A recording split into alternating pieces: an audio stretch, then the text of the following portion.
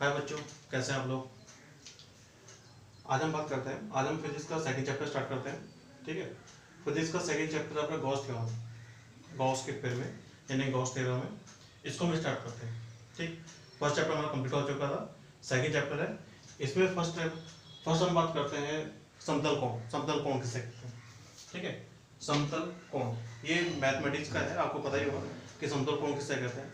अगर किसी समतल पर दो रेखाएं एक दूसरे को प्रतिच्छेद करती है या किसी बिंदु पर मिलती है तो उनके द्वारा बनने वाले समतल को हम समतल कोण कहते हैं।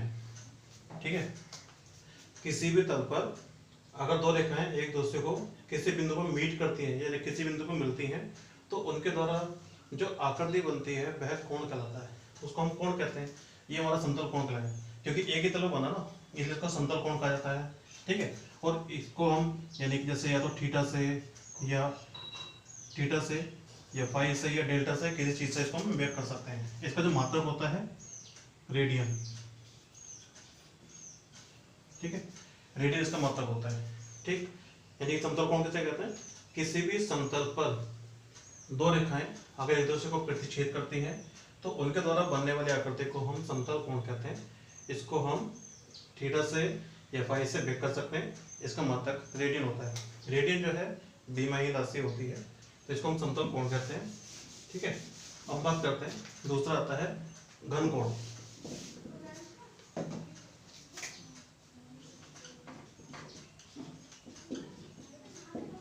घन कोण किससे कहते हैं? एक मैंने आपको बताया समतल कोण कहते हैं। समतल कोण किससे कहते हैं? समतल कोण की सही परिभाषा ये है, मान लीजिए कोई चाप है, जैसा होता है ना कि हम किसी बिंदु को केंद्र मान करके प्रकार से चाप लगाते हैं, तो किसी चाप के द्वारा केंद्र पर जो कोण अंकित किया जाता है उसे समतल कोण कहते हैं। किसी चाप द्वारा केंद्र पर जो कोण अंकित किया जाता है उसे हम समतल कोण कहते हैं, वो समतल कोण कहता है। ये समतल कोण की सेकंड परिभाषा बनती है। ठीक है, अब हम बात करते हैं घन कोण किसे कहते हैं। घन कोण क्या होता है? अब आपने देखा जैसे कुछ वस्तुएं गोल होती हैं, गोल वस्तु होती है ना, तो किसी भी गोलाकार वस्तु के पृष्ठ के प्रत्येक बिंदु को केंद्र से मिलाने पर, जैसे मान लीजिए कोई गोल आपके जैसे बॉल है, गेंद होती है ना, गोल होती है, तो गोल गेंद के पृष्ठ के प्रत्येक बिंदु को केंद्र पर मिलाया जाए, तो केंद्र पर शंक्वाकार आकृति में जो कोण बनता है इसको हम घन कोण कहते हैं। मैंने देखो समतल में क्या बनाया था कि जैसे ये पृष्ठ है, इसके द्वारा यहाँ पे जो कोण बनेगा, और मैंने यहाँ कैसे बनाया, गोलाकार आकृति में। इसका मतलब गोलाकार आकृति में यानी कि शंक्वाकार आकृति में केंद्र पर जो कोण बनता है उसको हम घन कोण कहते हैं। इसको आप ऐसे समझ सकते हो जैसे बर्थडे कैप, बच्चों को बर्थडे कैप होती है ना, आपने देखा होगा बर्थडे कैप किस टाइप की होती है, तो सेम उसी तरह के मानक उस तरह से उसके जो पॉइंट होता है, सेंटर पॉइंट होता है, उस पर जो गोलाकार आकृति में यानी कि शंक्वाकार आकृति में जो कोण बनता है उसे हम घन कोण कहते हैं। किसी गोलाकार आकृति के पृष्ठ के प्रत्येक बिंदु को केंद्र से मिलाने पर शंक्वाकार आकृति में जो कोण बनता है उसे हम घन कोण कहते हैं। इसको हम ओमेगा, शॉर्ट में वैसे ओमेगा इस तरह लिखा जाता है, कभी कभी इसको डब्ल्यू लिखा जाता है, लेकिन पढ़ते इसको हम ओमेगा है, इसको ओमेगा से व्यक्त करते हैं। ठीक है, ये हमारा घन कोण कहलाता है, इसे घन कोण कहते हैं। अब इसके सेकंड परिभाषा मान के चलते हैं। ठीक, हम मान के चलते हैं कि ये हमारा कोई पृष्ठ है, पूरी गोलाकार आकृति हो सकती है, एक पृष्ठ है, इस पृष्ठ का अनंत सूक्ष्म एरिया डी है, जो अब ये पृष्ठ है और केंद्र से इसकी दूरी है r, तो किसी भी पृष्ठ का अनंत सूक्ष्म एरिया पृष्ठ की केंद्र से दूरी के वर्ग के अनुपाती होता है। ठीक, कि किसी गोलाकार आकृति के पृष्ठ के अनंत सूक्ष्म एरिया, जो अनंत सूक्ष्म क्षेत्रफल पृष्ठ और केंद्र को मिलाने वाली दूरी के वर्ग के अनुपाती होता है, और इनकी जो निष्पत्ति होती है d/r², ये हमारा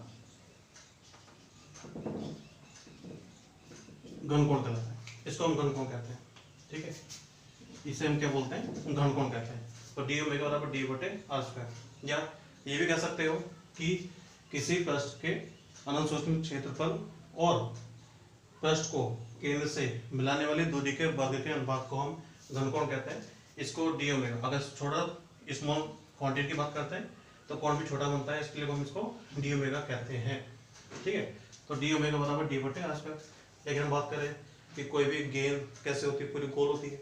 अगर इस पूरे गोले की बात करते हैं, संपूर्ण गोला, ये छोटा पृष्ठ है, अगर पूरे गोले की बात करें तो पूरे गोले के द्वारा जो घनकोण बनता है पूरा गोला है, तो इसका समाकलन कर दीजिए। डी ओमेगा बराबर इंटीग्रेशन डी बटे आर स्क्वायर, तो इंटीग्रेशन डी बटे आर स्क्वायर, इसको ओमेगा ओमेगा बराबर डी इंटीग्रेशन, यानी कि संपूर्ण गोले का क्षेत्रफल, गोले का पृष्ठ क्षेत्रफल कितना होता है 4 पाई आर स्क्वायर बटे आर स्क्वायर, आर स्क्वायर से आर स्क्वायर कैंसिल, तो ओमेगा बराबर 4 पाई स्टे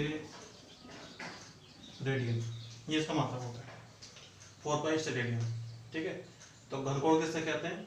घनकोण किसी गोलाकार आकृति के पृष्ठ के प्रत्येक बिंदु को केंद्र से मिलाने पर केंद्र पर शंक्वाकार आकृति में बनने वाले कोण को हम घनकोण कहते हैं। इसको हम ओमेगा से व्यक्त करते हैं। तब हम लेके चल रहे हैं, हमारा एक पृष्ठ है, क्योंकि ये तो पूरा गोला हो गया, हम गोले का एक अनंत सूक्ष्म एरिया, अनंत सूक्ष्म क्षेत्र लेके चलते हैं। तो उसके द्वारा केंद्र की जो दूरी है आर दूरी है, तो अनंत सूक्ष्म क्षेत्र पर केंद्र की पृष्ठ से दूरी के वर्ग के अनुपात होता है, तो डी अनुपात आर स्क्वायर, और इनकी जो निष्पत्ति यानी जो अनुपात होता है उसको हम घनकोण कहते हैं। डी ओमेगा बराबर डी बटे आर स्क्वायर। ठीक है, अगर हम संपूर्ण गोले की बात करें, यानी संपूर्ण गोले के द्वारा कितना घनकोण बनता है, तो हमारा कितना हो गया 4 पाई स्टे रेडियन। ठीक है, ये 4 पाई स्टे रेडियन निकलता है।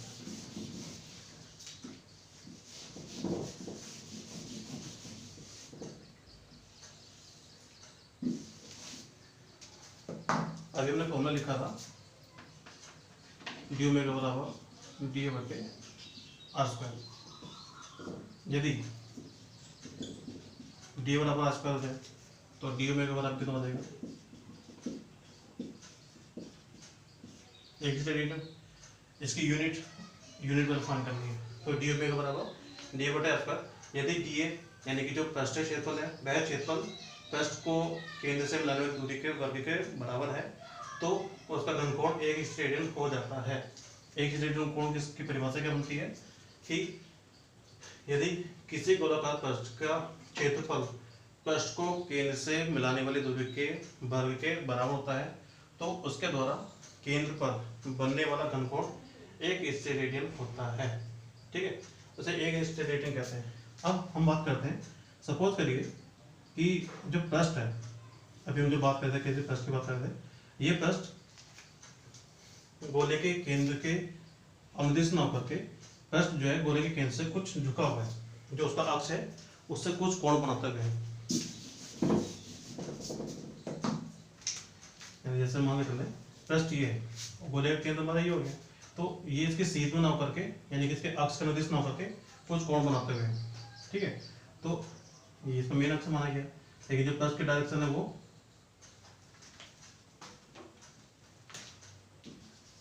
और जो पृष्ठ हमारा इस टाइप से है, तो इस पृष्ठ की डायरेक्शन ये है, लेकिन हमें इसकी डायरेक्शन जो होती है गोले के केंद्र के अक्ष के अनुदिश सही होती है। तो पृष्ठ डी ए का इसकी दिशा में थीटा को बनाते हुए घटक डी ए कोस थीटा हो, तो इसके द्वारा केंद्र पर बनने वाला व्यापक घनकोण डी ओमेगा बराबर डी ए कोस थीटा बटे आर स्क्वायर।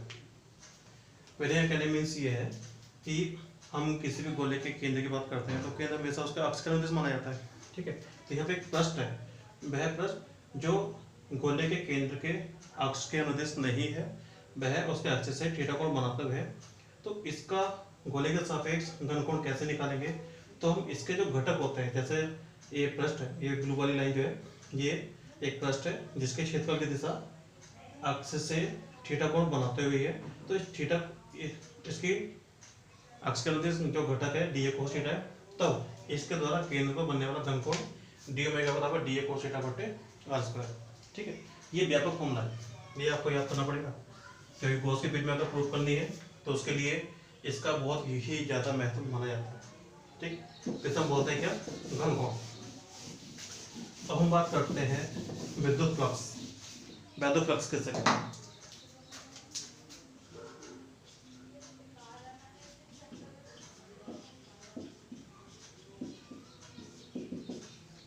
बहुत अच्छा टॉपिक है, अच्छा लगेगा, बहुत बड़े टॉपिक है। ठीक है, विद्युत फ्लक्स किससे कहते हैं? विद्युत क्षेत्र के भीतर किसी काल्पनिक पृष्ठ से होकर गुजरने वाली विद्युत बल रेखाओं की संख्या की माप को हम विद्युत फ्लक्स कहते हैं। विद्युत क्षेत्र के भीतर किसी काल्पनिक पृष्ठ से होकर गुजरने वाली विद्युत बल रेखाओं की संख्या के माप को हम विद्युत फ्लक्स कहते हैं। ठीक है, मान के चलिए काल्पनिक पृष्ठ है। काल्पनिक पृष्ठ तो कैसे भी हो सकता है, किसी भी आकार का, किसी भी आकृति का हो सकता है, हमें नहीं पता कि क्या उसका आकार है, क्या उसकी आकृति है। ठीक है, विद्युत फ्लक्स किसे कहते हैं? विद्युत क्षेत्र के भीतर किसी काल्पनिक पृष्ठ से होकर गुजरने वाली विद्युत बल रेखाओं की संख्या की माप को हम विद्युत फ्लक्स कहते हैं। हम मान के चलें एक काल्पनिक पृष्ठ है और इससे विद्युत बल रेखाएं बाहर निकल रही है, प्रवेश करते हुए बाहर निकल रही है। ठीक है, प्रवेश करते हुए बाहर निकल रही है, तो फ्लक्स कितना हो गया, कैसे हम काउंट होंगे? अब देखो मैंने यहाँ पे दिखा रहा हूँ, ऐसे मान के चलिए एक छोटा सा एरिया है, इससे बल रेखा निकलनी है, इससे कितनी बल रेखा निकलनी है? 3। एक एग्जांपल की बात कर रहा हूँ, इससे कितनी बल रेखा निकलनी थी, तो इसका फ्लक्स कम हो गया, 3 हो गया। ये कितनी बल रेखा निकलनी है? 5। तो यहाँ पे बल, यहाँ निकलने वाली बल रेखाओं की संख्या 5 है, इसका मतलब यहाँ का फ्लक्स कितना हो, अधिक हो। तो ये निकलने वाली संख्याओं के ऊपर डिपेंड करता है कि इसका फ्लक्स कितना अधिक है, कितना कम है। ठीक है, समझा कि फ्लक्स मतलब क्या हुआ? विद्युत क्षेत्र के भीतर किसी काल्पनिक पृष्ठ से होकर गुजरने वाली विद्युत बल रेखाओं की संख्या के माप को विद्युत फ्लक्स कहते हैं। यहाँ पे अधिक से अधिक बल रेखा निकल रही है तो फ्लक्स अधिक हो गया, यहाँ कम से कम बल रेखा निकल रही है तो फ्लक्स कम हो जाएगा। ठीक, अब हमें इसका फॉर्मूला फाइंड करना है, तो हम मान के चल रहे हैं ये काल्पनिक पृष्ठ है, इस काल्पनिक पृष्ठ का क्षेत्रफल a है और इसका एक अनंत सूक्ष्म क्षेत्रफल, हम मान के चलते हैं अनंत सूक्ष्म क्षेत्रफल dA है, जो विद्युत क्षेत्र से dA है जो विद्युत क्षेत्र से थीटा को बनाते हुए। ठीक, एक अनंत सूक्ष्म क्षेत्रफल हो गया जिसको हम dA मान के चलते हैं। इस पूरे क्षेत्रफल का एक छोटा सा ऐसा एरिया जो इस पूरे एरिया के मुकाबले नेगलेक्ट माना जाता है, तो एक छोटा सा अनंत सूक्ष्म क्षेत्रफल है जो इस विद्युत क्षेत्र से थीटा को बनाते हुए है। तो इस छोटे से एरिया यानी अनंत सूक्ष्म एरिया से निकलने वाला फ्लक्स डी फाई, फ्लक्स को हम फाई से व्यक्त करते हैं, तो डी फाई बराबर E dot D. E dot D हम लोगों ने डॉट मल्टीप्लाई पढ़ा है फर्स्ट क्लास में, डॉट मल्टीप्लाई कि दो वेक्टर की स्केलर मल्टीप्लाई उनके परिणाम और उनके बीच बनने वाले कोण की कोस जेड के गुणनफल के बराबर होता है। उसके हिसाब से E d A cos theta d phi. ठीक है, ई डी ए कोस थीटा। अब हमने क्या बात की थी, एक छोटे से एरिया से निकलने वाला फ्लक्स। अब संपूर्ण काल्पनिक पृष्ठ है, इस संपूर्ण काल्पनिक पृष्ठ से निकलने वाला फ्लक्स कितना हो जाएगा, तो इसलिए इंटीग्रेशन करते हैं संपूर्ण पृष्ठ से गुजरने वाला फ्लक्स, संपूर्ण पृष्ठ से निकलने वाला flux, integration close integration d phi बराबर close integration E d A cos theta. E cosine राशि है क्योंकि यहाँ पे चेंजेबल नहीं है, चेंज क्या हो रहा है, क्षेत्रफल चेंज हो रहा है ना, तो इसका हम समापन करेंगे। यहाँ पे इसको फाई लिख सकते हैं और फाई ई लिख सकते हैं, ई मतलब इलेक्ट्रिसिटी, तो इसको क्या हम विद्युत फ्लक्स को फाई ई से भी व्यक्त कर सकते हैं, या सीधा फाई लिखना चाहो फाई लिख सकते हो। तो E integration d A cos theta, E d A मतलब क्योंकि हमारे ये नहीं पता काल्पनिक पृष्ठ कैसा है, किस आकृति का है, हम क्या लेके चल रहे क्षेत्रफल इसका ए लेके चल रहे थे, जिसको हम सीधा लिख रहे हैं ई ए कोस थीटा, फाई ई बराबर ई ए कोस थीटा। इसे बोलते हैं हम विद्युत फ्लक्स, ये विद्युत फ्लक्स निकल रहा है। ठीक है, तो विद्युत फ्लक्स किससे कहते हैं, विद्युत क्षेत्र के भीतर किसी काल्पनिक पृष्ठ से होकर गुजरने वाली विद्युत बल रेखाओं की संख्या की माप को हम विद्युत फ्लक्स कहते हैं। ठीक, हम मान के चले थे कि इस काल्पनिक पृष्ठ का अनंत सूक्ष्म क्षेत्रफल डीए है जो वैद्युत क्षेत्र से थीटा को बढ़ाते हुए है, तो इनसे निकलने वाला फ्लक्स डी फाई बराबर ई डॉट डी ए, तो डी फाई बराबर ई डी ए कोस थीटा। तब संपूर्ण पथ से गुजरने वाला फ्लक्स इंटीग्रेशन डी फाई बराबर integration E d A cos theta. मैंने अपना जो बनाया ना इसको बोलते हैं close integration, E integration d A cos theta. अब संपूर्ण पथ गोल है कैसा हमें नहीं पता है, तो क्षेत्रफल में क्या लेके चले थे ए, तो फाई ई बराबर ई ए कोस थीटा। ठीक है, ये चीज निकल आती है। अब इसके दो विशेष स्थिति आती है, दो विशेष स्थिति है। नंबर 1, यदि अभी देखिए पहले, इससे पहले ये थीटा किस किस के बीच का कोण है, इससे समझना जरूरी है। थीटा जो है ई और डी ए के बीच का कोण है ना, तो ये ध्यान रखेंगे कि थीटा जो है ई और डी ए, ई मतलब वैद्युत क्षेत्र, डी ए मतलब अनंत सूक्ष्म क्षेत्रफल, इनके बीच का कोण है। अब इसकी तो विशेष स्थिति है। नंबर 1, यदि पृष्ठ डी ए वैद्युत क्षेत्र, पृष्ठ डी ए वैद्युत क्षेत्र ई के लंबवत हो, लंबवत रखो, लंबवत हो, तब इनके बीच का कोण थीटा बराबर 0 बन जाता है। क्यों बनता है? क्योंकि देखो पृष्ठ लंबवत है। अब हम बात करते हैं, जैसे मेरा हाथ है, इस हाथ पे देखिए, इस हाथ के दो पृष्ठ हो गए, एक तो सीधा, दूसरा उल्टा हो गया। वैद्युत बल लिखा है, हम जो मैंने लिखा है ना, यदि पृष्ठ टी ए वैद्युत क्षेत्र के लंबवत है, यानी कि वैद्युत, सपोज करिए ये वैद्युत बल रेखा चल रही है, वैद्युत बल रेखा चल रही है और ये मैं हाथ रखा है। अगर मैं इसको ऐसा रखूंगा तो लंबवत हो गया, ऐसा रखूंगा तो समतल आ जाएगा। ठीक है, तो जब वैद्युत बल रेखा इसमें प्रवेश करेगी तो इस हाथ के दो पृष्ठ हो गए ना, एक की डायरेक्शन ये हुई, दूसरी डायरेक्शन कैसे हुई, ये हुई।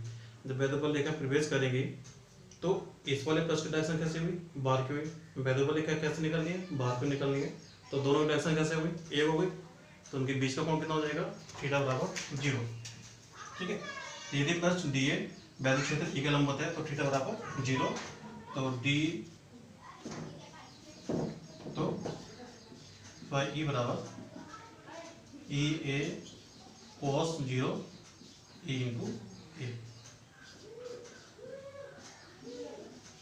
ठीक, तो फ्लक्स अधिकतम होता है जब पृष्ठ वैद्युत क्षेत्र के लंबवत होता है। ये ध्यान रहे कि सपोज करिए वैद्युत बल रेखा ये चल रही है, तो ये पृष्ठ है, हमारा पृष्ठ ऐसे रखेंगे तो समांतर हो गया, ऐसे रखेंगे तो लंबवत हो जाएगा।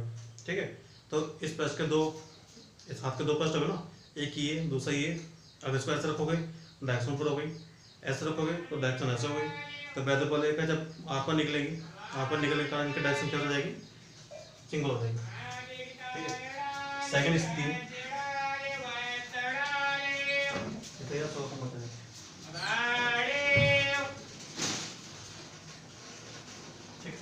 सेकंड क्या है, यानी कि डी ए और ई समांतर है, मतलब डी और ई जो है समांतर है।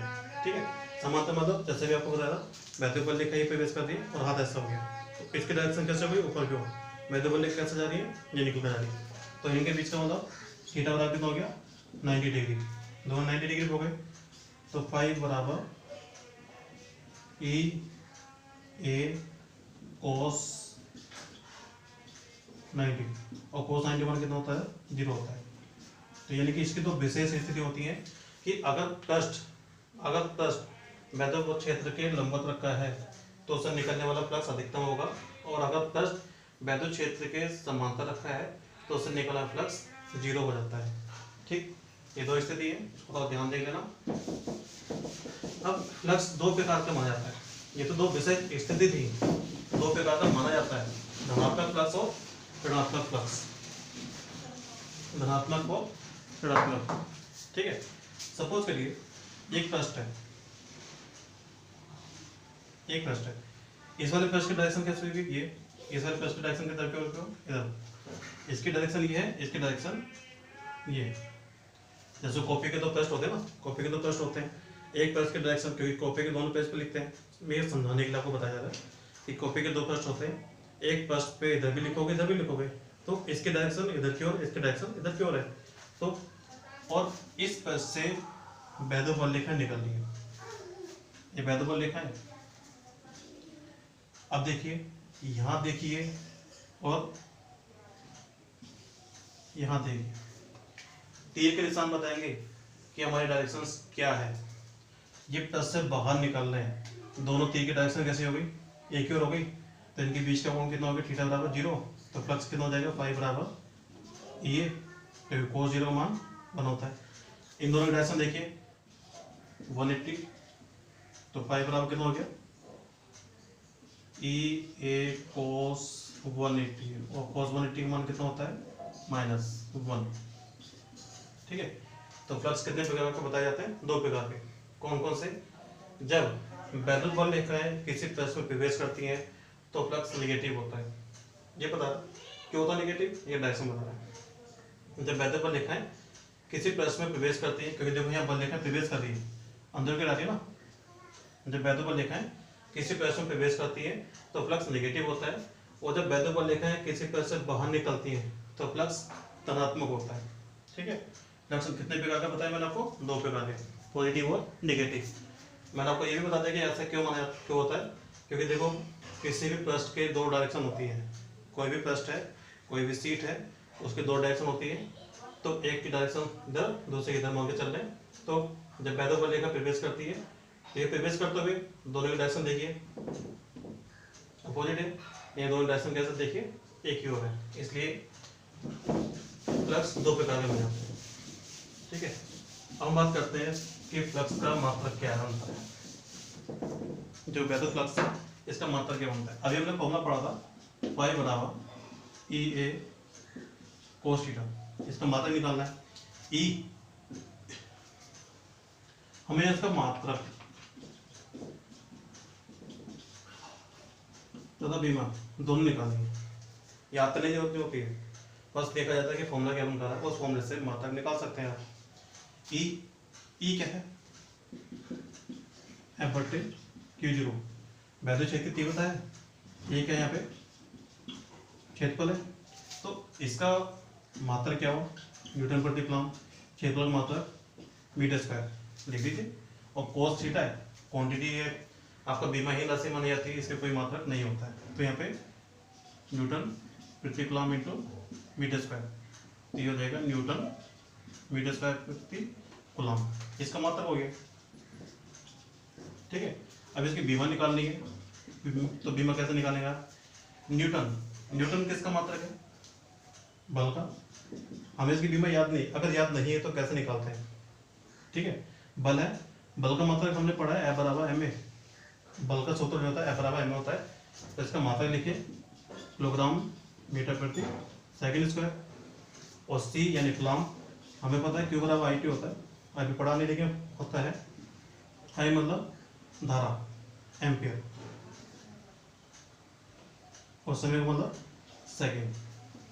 ठीक है, तब इनका बीमा लिखनी है तो इनका मात्रक लिए, न्यूटन को क्या लिख सकते हैं, किलोग्राम मीटर प्रति सेकंड स्क्वायर, ये मीटर स्क्वायर ऐसे रहेगा, और इसे क्या लिख सकते हैं, एम्पियर इंटू सेकेंड। अब देखिए kilogram metre cube S³ into A, अब इन सबको kilogram metre cube S³ A, S की पावर -3 ए की पावर -1, ऊपर जाके माइनस हो जाती है। किलोग्राम का मतलब हो गया द्रव्यमान, द्रव्यमान की बीमा क्या होती है m, मीटर मतलब लंबाई, लंबाई की बीमा l, t, s मतलब सेकंड यानी टाइम, t पावर -3, और एम्पेयर को एम्पेयर ही लिखते हैं। इस तरह से बीमा निकाली जाती है। ठीक है, हम इसके जो बीमा फाइन करते हैं इस प्रकार से फाइन कर सकते हैं, कुछ नहीं याद करने की जरूरत नहीं होती है, सिंपल तरीका है।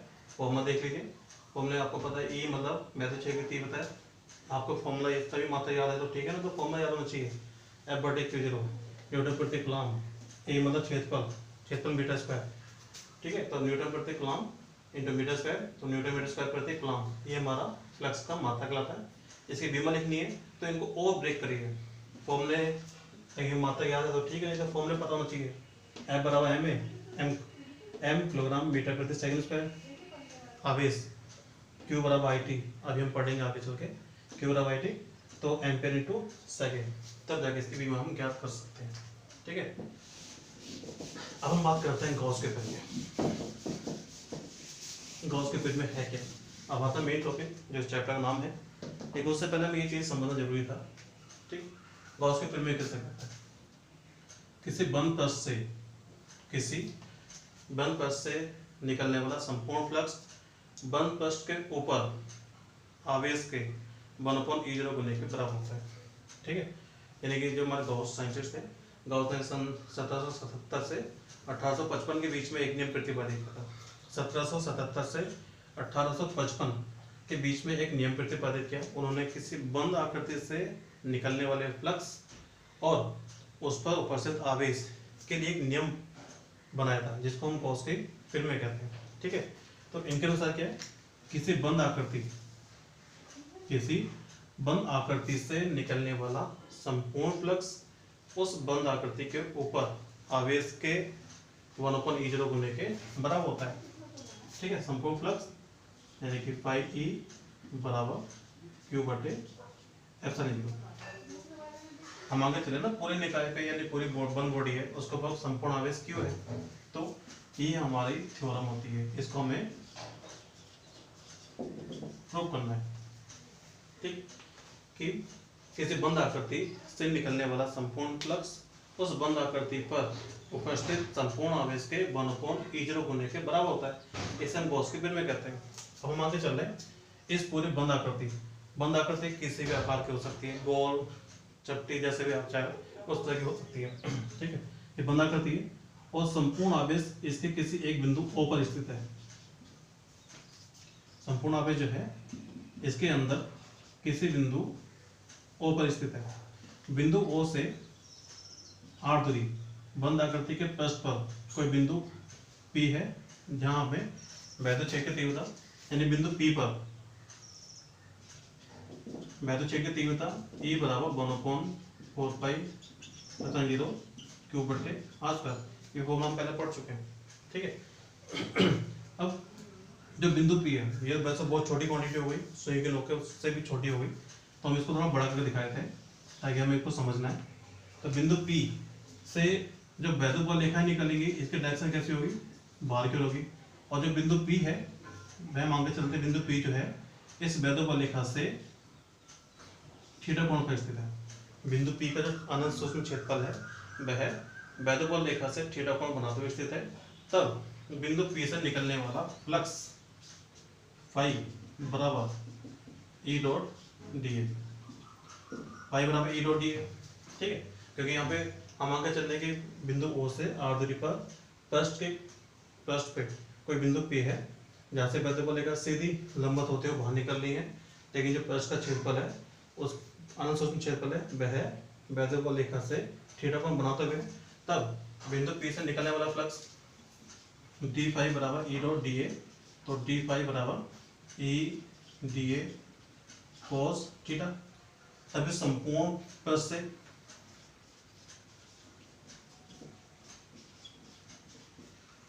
निकलने वाला फ्लक्स इंटीग्रेशन d फाई बराबर integration E dA cos theta. तो फाई बराबर इंटीग्रेशन dA, सॉरी यह E की वैल्यू पुट करते हैं, integration 1/4πε0 Q/r² dA cos theta. तो हम यहाँ पे 1/4πε0 Q बाहर निकाल देते हैं, इंटीग्रेशन dA cos थीटा/r², ठीक है। अभी हम लोगों ने पढ़ा था, इसको हम क्या लिख सकते हैं, इसको हम लिख सकते हैं घन कोण, क्योंकि हमने लिखा था d ओमेगा बराबर dA cos थीटा/r², घन कोण था। तो फाई बराबर 1/4πε0 Q इंटीग्रेशन d ओमेगा, ठीक है। क्या लिखा था हमने इसको, घन कोण लिखा था, घन कोण। अब इंटीग्रेशन d ओमेगा को हम क्या लिख सकते हैं, 4π स्टेरेडियम, पढ़ा था भी, ठीक, इसी वीडियो में पढ़ाया था आपको। तो फाई बराबर 1/4πε0 Q इंटू 4π से 4π कैंसिल, तो फाई बराबर Q/ε0। इसको बोलते हैं गॉस की प्रमेय, ठीक है। आप इसको दोबारा देख लीजिएगा। ठीक, इसे बोलते हैं गॉस की फिल्में। गॉस की जो फिल्में होती है केवल बंद पृष्ठ के लिए ही सत्य होती है। गॉस की जो फिल्में है प्रत्येक बंद पृष्ठ के लिए सत्य होती है, और इसका प्रयोग हम वहाँ करते हैं जहाँ कूलाम के नियम का प्रयोग नहीं कर सकते। कूलाम का नियम केवल बिंदुआवेश के लिए सत्य होता है, लेकिन गॉस की फिल्में जो है एक संपूर्ण बंद पृष्ठ के लिए, बंद बॉडी के लिए सत्य माना जाता है। ठीक है, आज के लिए इतना ही बहुत है, बाकी नेक्स्ट वीडियो में।